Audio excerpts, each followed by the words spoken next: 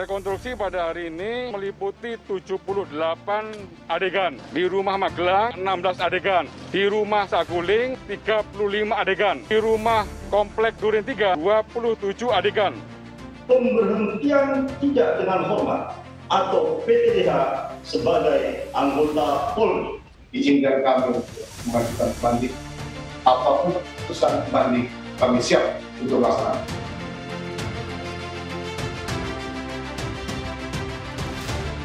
Ini pertanyaannya terkait sama dengan yang dijelaskan tadi teman-teman Komnas HAM, bahwa semua pihak diberikan kesempatan yang seluas-luasnya untuk memberikan penjelasan terkait apa yang dia lakukan, apa yang dia rasakan, dan apa yang dia alami pada saat kejadian itu.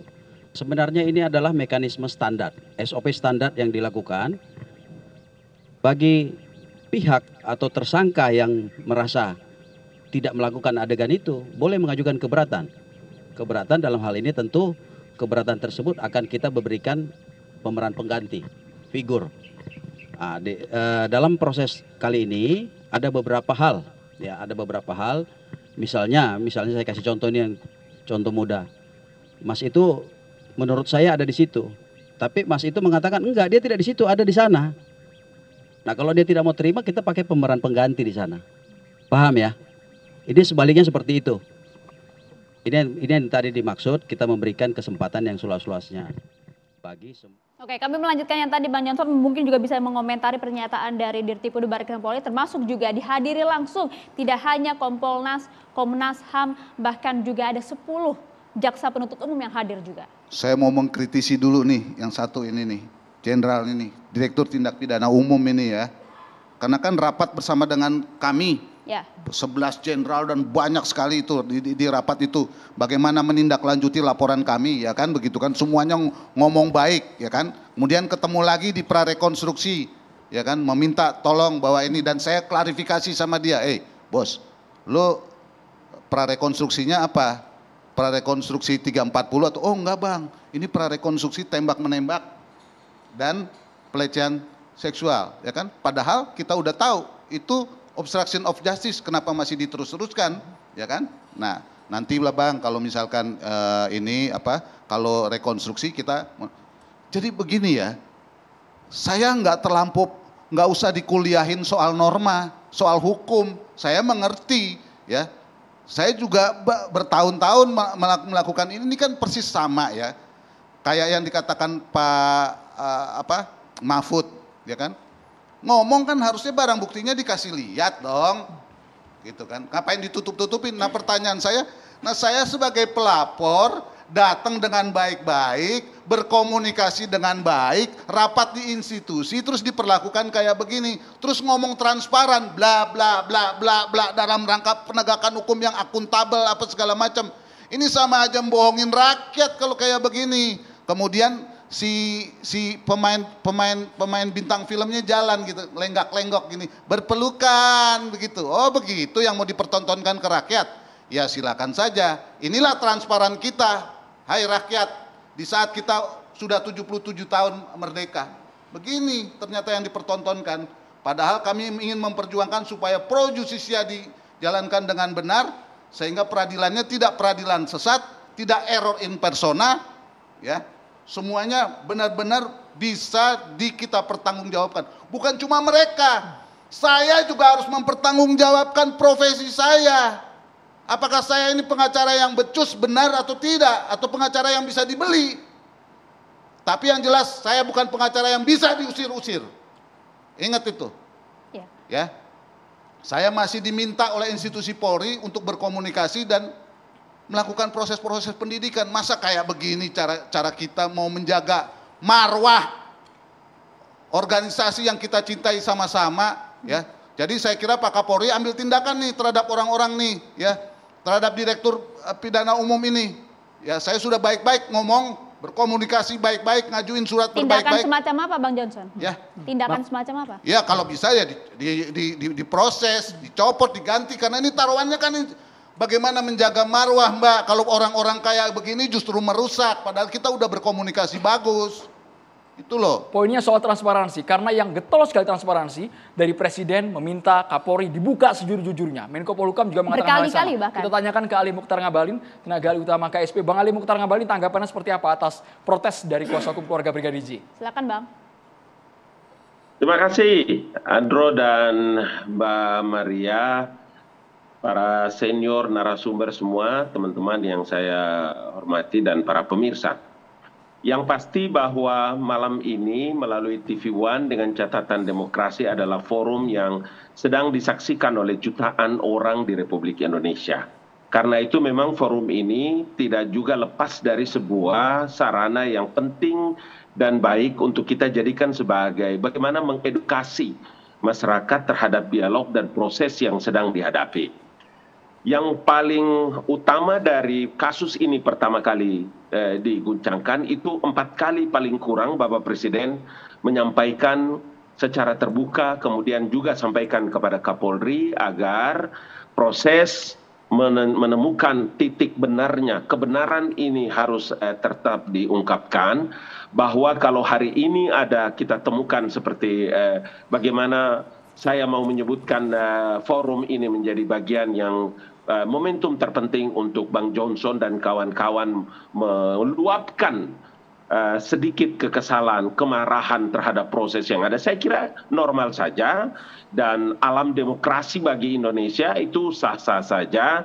Tapi memang saya harus juga berkepentingan untuk menyampaikan tidak saja kepada Bang Johnson tetapi semua senior, kawan, sahabat yang ada pada forum ini. Mari juga kita gunakan momentum yang terbaik ini untuk pelan kita bicara tentang proses yang ada ini dengan beberapa konstruksi yang ada maupun rekonstruksi yang dilakukan itu supaya rakyat juga bisa tercerahkan dari dialog kita sehingga kita punya tanggung jawab juga untuk bisa mendidik masyarakat terhadap apa yang menjadi terbuka di ruang publik dengan proses yang sedang dijalankan. Itu sebetulnya kalimat yang saya kira penting untuk saya harus sampaikan, Maria. Bro Ngabalin, ini bukan soal sah-sah aja, tapi ini kan efektif nggak pemimpin-pemimpin ini ngomong transparansi? Kalau dia ngomong transparansi, tapi yang di bawah tidak menjalankan transparansi, ini bagaimana? Ini kan taruhannya negara ini, Bos. Bang Johnson, yang saya mau bilang bahwa forum ini kemudian Bang Johnson menggunakan dan menyampaikan ini secara terbuka, itu yang saya maksudkan sah-sah saja. Tetapi saya juga mau bilang bahwa karena catatan demokrasi ini merupakan satu forum yang disaksikan oleh seluruh rakyat Indonesia, bahwa ada proses yang mungkin Bang Johnson dan teman-teman menganggap ada yang tidak benar, kemudian Anda dan kawan-kawan diusir dan lain-lain. Semuanya mekanismenya ada kan? Semua ini terbuka di ruang publik. Tapi yang saya mau bilang dari tadi itu adalah saya, Bang Johnson, dan semua kita yang hadir di catatan demokrasi malam hari ini juga punya tanggung jawab penting untuk melakukan edukasi kepada masyarakat melalui forum acara catatan demokrasi. Itu maksud saya, kawan. Iya. Bang Ngabalin, kita tentu di sini sama-sama ingin mengedukasi. Tapi menurut Anda, Bang Ngabalin, apakah kemudian rekonstruksi tadi sudah cukup menjawab transparansi yang kemudian berkali-kali diungkapkan oleh Presiden? Saya juga ingin menyampaikan bahwa apa yang disampaikan Bapak Presiden adalah menjadi tanggung jawab beliau sebagai pemimpin negara, sebagai kepala pemerintahan dan kepala negara. Institusi kepolisian Republik Indonesia itu adalah institusi negara diatur dalam Undang-Undang Nomor 2 Tahun 2002. Mari kita berikan kesempatan kepada proses ini sedang berjalan. Tadi Bang Johnson dengan luar biasa disaksikan semua rakyat Indonesia. Kalau Maria menanyakan itu kepada saya, tentu saya tidak dalam kompetensi untuk memberikan penilaian. Tetapi polisi dengan seluruh aparat yang ada dengan proses ini berjalan secara terbuka. Itu loh maksud saya. Alam demokrasi menjelaskan makna-makna itu sehingga yang paling penting dari kita itu adalah mari kita tetap memberikan kesempatan kepada kepolisian negara seraya berbaik sangka terhadap proses ini berjalan. Sebab kalau kita tidak percaya lagi dengan polisi, kira-kira kita mau percaya dengan apa lagi? Itu maksud ya, Bang. Sementara dia adalah institusi negara.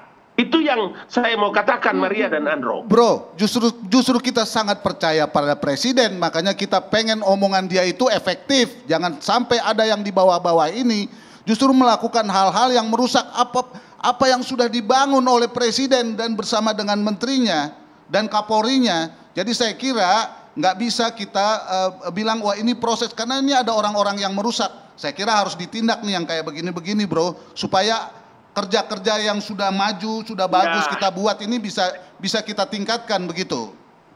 Oke, saya setuju itu, saya setuju, Bang. Kan kita tahu juga sama-sama kan, orang yang nyata-nyata seperti Sambo dalam beberapa pernyataan-pernyataan dan ditulis di media kemudian diberhentikan lain-lain. So, beliau tersangka hari ini.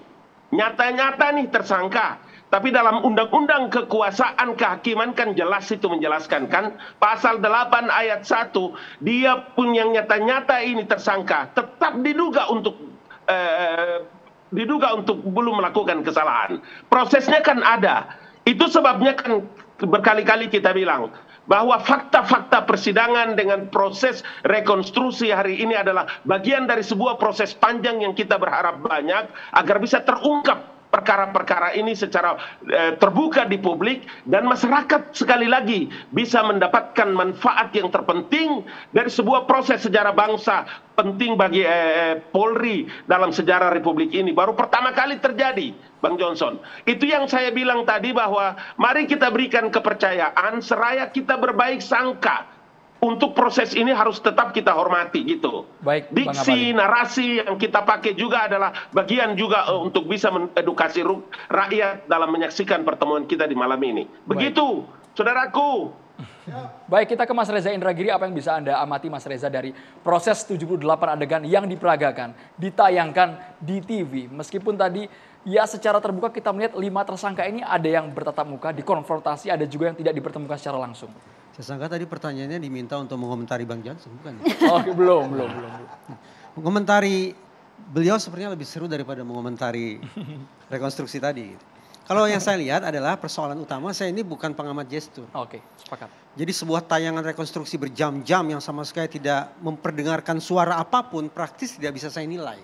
Jadi saya tidak tahu apakah ini merupakan proses rekonstruksi yang wajarkah, yang idealkah, atau penuh dengan cacatkah, saya tidak bisa menilai itu sama sekali. Yang jelas, tadi bicara transparansi ya. Saya mengkhawatirkan dari tayangan yang terlihat di media hari ini ada 2 persoalan yang harus disikapi secara benar oleh teman-teman di kepolisian. Pertama, protes keras dari Bang Johnson dan kawan-kawan yang merasa diperlakukan tidak proporsional. Jeritan beliau, teriakan beliau ini mengingatkan saya pada latar belakang kenapa lahir viktimologi. Viktimologi itu lahir karena para korban ini merasa kita yang paling berkepentingan dalam proses hukum, tapi malah kita yang diabaikan. Masyarakat, otoritas penegakan hukum kenapa malah lebih banyak berkerut dahi memikirkan nasib pelaku. Nah, kegusaran macam itu yang saya pikir juga melatar belakangi suasana batin Bang Johnson. Kenapa beliau sebagai representasi korban, pihak yang sesungguhnya paling kita pedulikan, pihak yang sesungguhnya paling kita perjuangkan, tapi justru di rekonstruksi siang tadi merasa disisihkan. Nah, retorika beliau sebetulnya sebanding nih dengan perkataan Pak Kapolri bulan Juli lalu. Bulan Juli Kapolri mengatakan meminta masyarakat memberikan dukungan seluas-luasnya kepada Polri. Beliau dengan kalimat yang berbeda tampaknya juga sedang menggalang dukungan masyarakat. Nah, tinggal kita lihat bagaimana respon netizen besok pagi. Bicara tentang respon netizen, saya teringat lembaga media Wave itu sejak awal melakukan pemantauan terhadap percakapan alias respon netizen, warganet tentang kasus Duren 3 ini. Beberapa hari belakangan ini jumlah percakapannya menurun. Artinya antusiasme publik tampaknya mulai kendor. Tetapi walaupun dari jumlah percakapannya menurun, namun sentimen negatifnya tetap menjulang. Artinya memang betul-betul isu besar nih bagi Polri untuk memastikan aspek transparansi bisa terpenuhi. Kalau saya memaknakan transparansi adalah begini, anggaplah kerja-kerja positifkah itu, kerja-kerja meragukan oleh teman-teman di kepolisian itu harus terkomunikasikan secara utuh ke publik. Anggaplah bahwa saya tidak bisa mendengar apapun selama rekonstruksi itu berlangsung, tetapi saya berharap di akhirnya ada informasi memadai yang bisa dipasok kepada masyarakat. Sehingga transparansi sedikit banyak bisa terpenuhi. Itu poin 1. Poin yang kedua, yang menurut saya juga mempertaruhkan masalah transparansi, adalah kenapa PC tidak kunjung ditahan dan kenapa PC tidak diharuskan mengenakan baju berwarna oranye. Muncul interpretasi, apalagi ini, apakah ini indikasi adanya perlakuan atau privilege terhadap PC. Orang yang selama 2 bulan ini sudah diasosiasikan sebagai pendusta. Maaf kata ini, kalimat saya jadi terlalu kasar mungkin. Selama 2 bulan ini dianggap sebagai pendusta, orang yang dianggap berpura-pura sakit, orang yang mengutarakan sekian banyak hal secara tidak konsisten, tapi kesannya malah dapat privilege yang tidak kunjung ditahan dan tidak diharuskan mengenakan baju tersangka. Simpulannya, saya mencoba membangun optimisme ya. Mencoba membangun optimisme bahwa dari sisi investigasi, dari sisi pidana, mudah-mudahan polisi akan bisa menangani atau menuntaskan kasus ini dengan baik. Tapi dari sisi komunikasi publik, tampaknya ada persoalan yang serius, yang harus ditingkatkan lebih baik lagi. Betapapun kerja substantif penting dan bagus, tapi kalau aspek komunikasi publik terabaikan, maka satu tolok ukur keberhasilan tampaknya tersingkir. Saya menetapkan ada 4 tolok ukur keberhasilan bagi Polri dalam pengungkapan kasus ini. Pertama, tuntas, saya tidak akan elaborasi ya. Pertama, tuntas, 2 objektif, 3 menyeluruh, dan 4 transparansi. Malam ini dari apa yang diutarakan oleh Bang Jansen dan apa yang saya simak di pemberitaan tadi, pada unsur yang keempat yaitu transparansi, ada persoalan yang sangat serius yang harus dibenahi sekeras mungkin oleh Polri. Oke, Mas Reza, Anda melihat betul kasus ini berjalan dari awal hingga saat ini. Apa yang sebenarnya ingin Anda lihat dari rekonstruksi yang terjadi pada pagi hingga sore hari tadi? Rekonstruksi menurut saya dari sudut pandang psikologi forensik ya merupakan sebuah forum penguat. Penguat apa? Penguat tentang tahapan sebelumnya yaitu BAP. Penyusunan BAP adalah sebuah proses yang sangat mengandalkan daya ingat manusia, daya ingat tersangka.